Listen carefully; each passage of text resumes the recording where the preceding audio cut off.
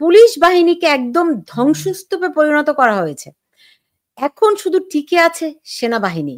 এখন এই সেনাবাহিনী যারা যদিও তাদের হাতে ম্যাজিস্ট্রেসি পাওয়ার রয়েছে, তবু তারা মাঠে জাস্ট চলমান আছে, বিদ্যমান আছে, নিয়োজিত রয়েছেন। মানে মোতায়েন করা রয়েছে রাস্তায়, কিন্তু তাদের তেমন কোনো কর্মকাণ্ড নেই।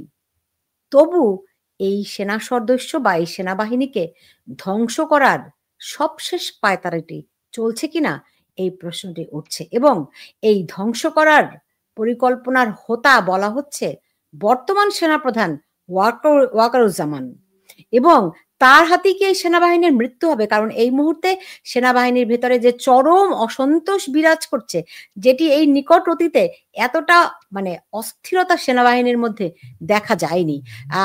যদিও তারা বিভিন্ন সময়ে ৫ই আগস্টের আগে তাদেরকে, বিশেষ করে সাবেক কর্মকর্তাদেরকে আমরা খুবই অ্যাক্টিভিস্টের ভূমিকায় দেখেছি। এমনকি যারা বিদেশে রয়েছেন তারা নানানভাবে তাদের কর্মকাণ্ড পরিচালনা করেছেন।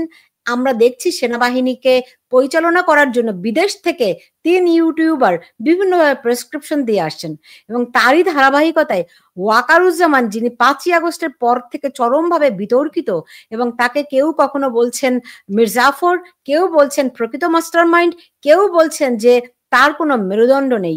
সেই সেনাপ্রধান ওয়াকারুজ্জামান কি সেনাবাহিনীকে নিজের হাতেই ধ্বংস করবেন, নিজের হাতেই হত্যা করবেন এই বাহিনীকে, যে বাহিনীটি আমাদের স্বাধীনতা সংগ্রামের মধ্য দিয়ে প্রতিষ্ঠিত হয়েছে?